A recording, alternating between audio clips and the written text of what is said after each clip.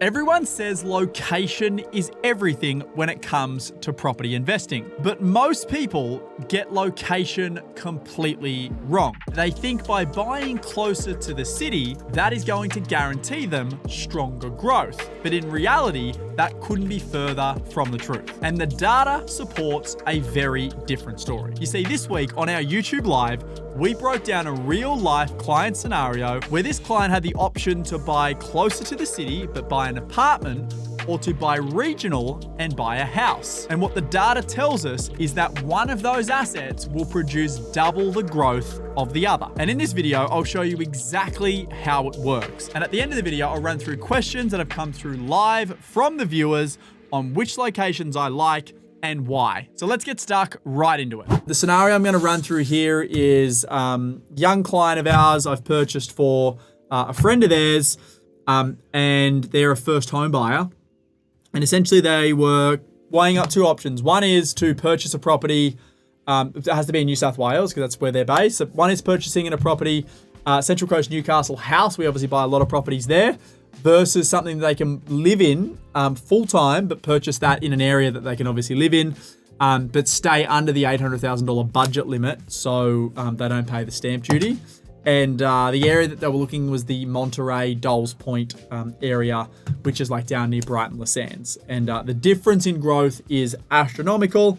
And naturally, my advice and guidance was around that. Now, before I get into all of this, remember, none of this is financial advice. This is only Jack's opinion, and Jack's opinion means 2/5 of fuck all. So you probably shouldn't listen to anything I say.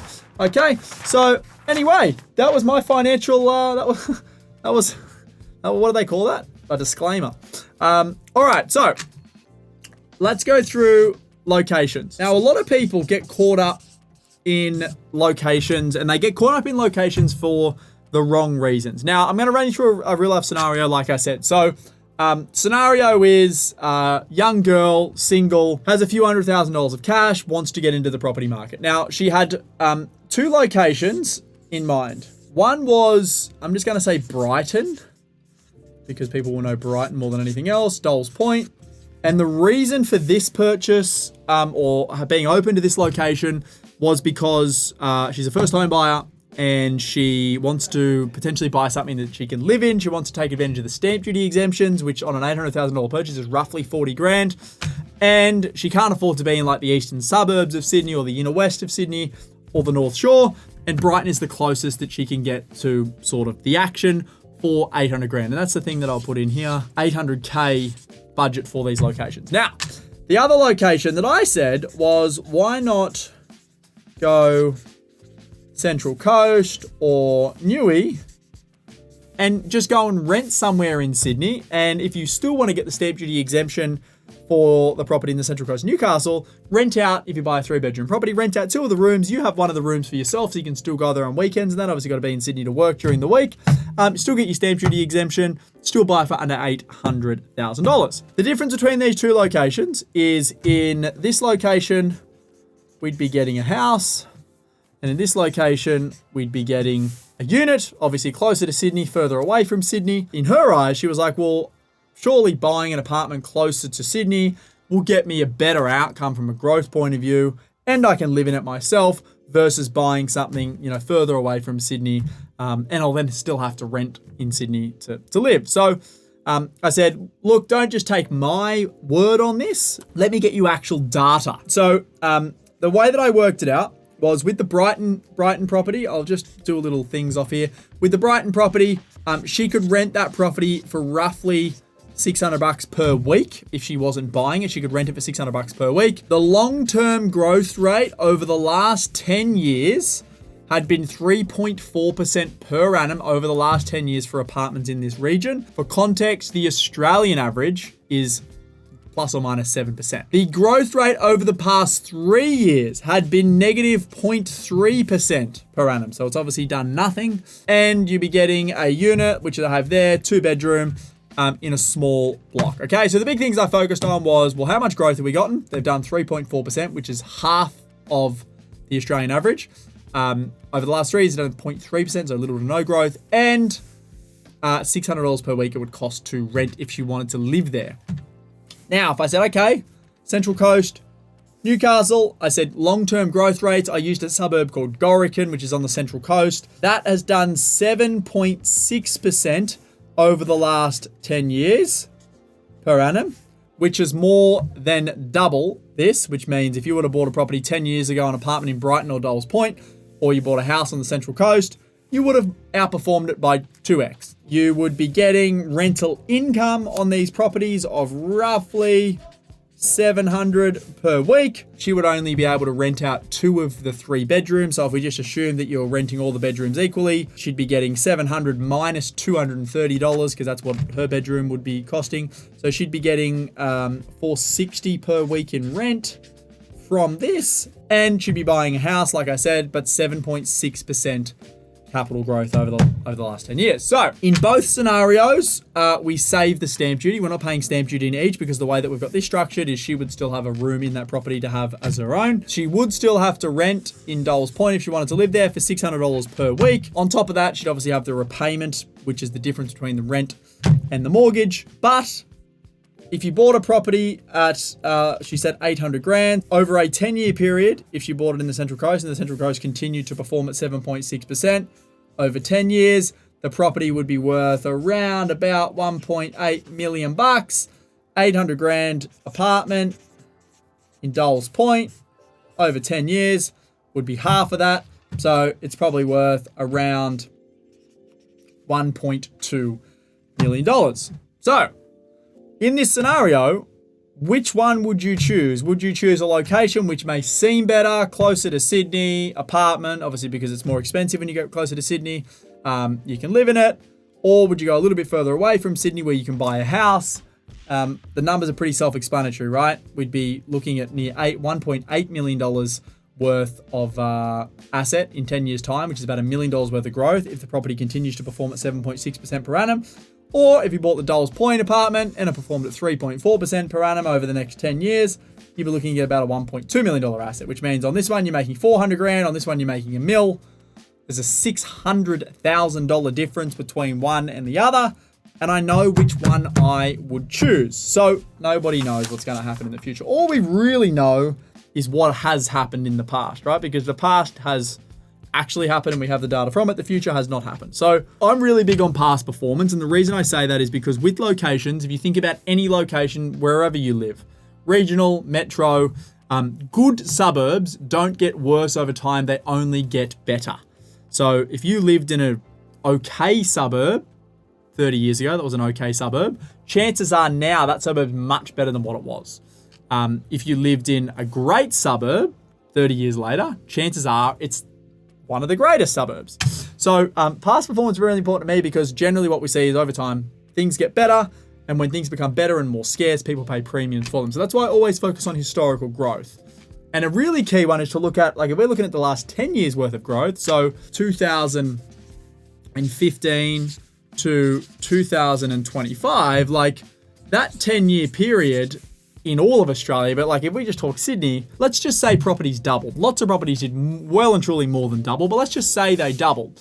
So if every property or most properties in Sydney doubled over that 10-year period, and then we look at something, say like that apartment that only did 3.4% over that 10-year period, it would make me doubt that over the next 10, it will perform better than it did over the previous 10, because the previous 10 years have been incredible in terms of lowering rates for the most part. Obviously, we've had a rate increase period over the last couple of years, but for the most part of that 10 years, rates were decreasing. Money was being printed like it was going out of fashion. The market's been really good. So if it hasn't performed really well over that period of time, chances are it's not going to do any better in the future because the market may not even be as good as it was over the last 10 years. So that is how I look at it. And I always focus on the net numbers, not short-term benefits. Again, because she was focusing on, well, maybe I can save some money, save the $40,000 stamp duty. Let's assume that you couldn't get the stamp duty exemption. And let's say we had to add that stamp duty on. So it was actually an $840,000 purchase because we're paying stamps versus $800. You're still so much better off with this property, right? So again, like what may seem like a win in the short term, long term is actually not that much of a win. And that goes for things like rental guarantees. Like, you know, you hear all the time when you buy new property, but rental guarantees. That's not a good thing. If someone has to give you something to buy the property versus just selling it publicly, that is something that you should be worried about. So always focus long-term, always look at historical data to go, well, what has this property done in the past versus this property? Compare the two side by side. Ideally get long-term data if you can. That was 10 years, but you should be able to get 20-year data if you use places like CoreLogic, and focus on making money, not saving. Because like I said, if you just focused on saving the $40,000 and buying the apartment versus not saving the $40,000 in stamp duty and buying the house, finite amount of money you can save, which is that $40,000. You can only save that $40,000 once, versus an infinite amount of money that you can make, right? Because you can never, there's never a limit to how much money you can make. So that is how I think about locations, how I think about comparing what should I buy here, should I buy there. So any questions around locations, choosing one location over another. Jack, where did you get this data from? We've got lots of different areas. We use, obviously, RP data, CoreLogic Massive, what's called Cotality now. Stash we use, but Stash get their data from places. Lots of different data. Guildford, Maryland, Central Coast in terms of location. That's a good one. So what I would do is I would look at, again, historical data, see what's performed the best. Chances are they've all performed relatively similar. Like Maryland's would have performed well, Guildford would perform well, Central Coast would have performed well. Then I would think about things like lifestyle. Like, do you think Maryland's Guildford has as good of a lifestyle as places like Central Coast? I would say no. Central Coast has beach, has cafes, has coastal lifestyle that's always going to be more in demand than Guildford, Maryland's. Maryland's potentially, obviously, not potentially, it is. It's closer to Sydney. But at the same token, the Central Coast is not that far from Sydney. So I would buy Central Coast over those other areas. Is there a minimum population that I would look into? I mean, we don't buy in any of those small towns. So, the smallest place we would buy is Newcastle, and that's got a population of 700,000, like Newcastle, Hunter Valley. So I wouldn't buy in small towns. Few reasons for that. Small towns generally have a small population. They also generally have small sales volume as well, so the data can be very inaccurate. Like if not a lot of properties sell in a location, you're not going to get very, very accurate growth data. So I generally stick to bigger cities. Mike says, you've talked about places where units can have more capital growth than houses. What should I look for? You're very right. I have said that. I would only buy apartments in locations where owner-occupier buyers want to live in apartments. So like I bought my first apartment in the eastern suburbs versus buying a house 40 k's from the city, for example. Has that apartment done as well as the house in the other location? Probably. They're probably very, very close. Would a house in Coogee, where I bought my apartment, perform better than a house further out? Absolutely. Apartments generally only perform better than houses in locations where there's an affluent buyer for those apartments and the owner-occupier buyers live in apartments predominantly. Which there isn't many locations like that around Australia, that's for sure. Someone says, Gold Coast, it's too expensive for a house, but Bundaberg is better. I don't think that is true. I think that a lot of people, what they feel is expensive is because they're essentially selling out of their own pocket. And what I mean by that, and I teach my sales team this all the time, what is expensive to you is not expensive to someone else. So what is expensive to me, maybe not even in the picture for someone else, and what is expensive for someone else may be really cheap for me. So to say that the Gold Coast is too expensive, I think is incorrect. I think the Gold Coast is as expensive as it should be because it's becoming a lot more affluent. And then when you look at other properties in the Gold Coast, so most areas in the Gold Coast, let's talk from say Southport down to Burleigh, you're probably looking at like a median price of like 1.3 to 1.5 million bucks. Some areas a little bit cheaper, some areas a little bit more expensive. But then if you look at the best houses in those suburbs, places on Hedges Ave, for example, you're looking at like 30 and 40 million dollars, maybe more for properties, right? So in comparison to the most expensive properties, the normal people who live in normal houses, actually it's very, very cheap. And then I go, well, do I think this location is going to become way more expensive? Do I think the Gold Coast has more of a chance from going from 1 million to 5 million for a median home value versus Bundaberg? And I would say 100% because it's got lifestyle, it's got jobs, it's within an hour or close enough to an hour of Brisbane, it's landlocked, it's a city in Australia that everyone knows and lots of people want to live in, versus Bundaberg, which is a regional town that no one wants to live in. So that's how I think about it. And $1 million or $1.5 million in relative terms to Australia is not expensive in comparison to where I live, for example. Like $1.5 million gets you a 1.5 to 2 bedroom apartment. So yeah, make sure when you are looking at locations, you don't think, oh, that's expensive because you're selling out of your own pocket. Look at it in the grand scheme of, the rest of Australia. Brisbane versus further north to Bundaberg. Brisbane is Brisbane and will always be Brisbane, right? So the closer you can get to the city, the more affluent the suburbs, the more scarce they are, the more scarce the land is, versus Bundaberg. I'm not saying Bundaberg's not going to perform, probably will perform, but it's like, well, where is the growth being driven from in Bundaberg? Generally investors, not owner-occupiers. Like, I don't know one person in my whole life that has ever said, I'm moving from Sydney to Bundaberg. It doesn't happen. So I know lots of people who have moved from Sydney to Brisbane, right? Because people want to move to places where there's there's jobs and there's a lifestyle. You'd always want to be as close as possible to the major cities, and ideally you want to get a piece of dirt in that major city. Now, obviously Bundaberg is a lot cheaper than Brisbane. So if you're budget constrained, then you would buy as close as possible to Brisbane. But if you're not budget constrained, let's say you've got $1 million to spend on a property or $1.5 million to spend on a property, then you would be silly to split that into 2 or 3 properties in Bundaberg versus one really good asset in Brisbane. And the way that I look at it is like, you've just got to look at more developed either cities in Australia or countries and go, well, like cities in other countries. And it's like, well, has there ever been a point in time where property like hasn't gotten more expensive? It's like, well, no, there hasn't, because there's apartments in New York that are $100+ million US. There's houses in, Miami that are worth $100+ million. There's apartments and houses in all over the city, Hong Kong, Tokyo, etc., that are worth tens and tens and tens of millions of dollars. And they're going to continue to get more expensive. And the reason they're that expensive is because there's high affluence buyer. They're not constrained by money because they're obviously wealthy people. And there's a limited amount of supply. So that's how I would think about it. As Brisbane gets bigger as a city, or anywhere gets bigger as a city, the land closest to the city becomes so much more in demand. So that's the kind of land that I want to buy. How far west would I go of Newcastle with a $750,000 budget? And are there any suburbs inside of Newcastle that I probably wouldn't buy in? Short answer is, for $750 now, you're probably going to have to be in a suburb like Taro or Beresfield or suburbs of Maitland. Obviously, you don't want to be in a flood zone. That's something you need to be worried about in Maitland. You could be on the western side of the Lake Macquarie, so places like Toronto and Blackall's Park. Suburbs I wouldn't buy in, like, not really. Windale, yeah. So, like, I probably wouldn't buy Windale, but at the same token, I'm like, Windale, there's a huge price disparity there, and although your tenants will probably fucking steal all your copper wire out of your house and may burn it down, like, that will gentrify over the next 30 years, and there's a huge disparity between that price point and what you have to spend, 5 suburbs over.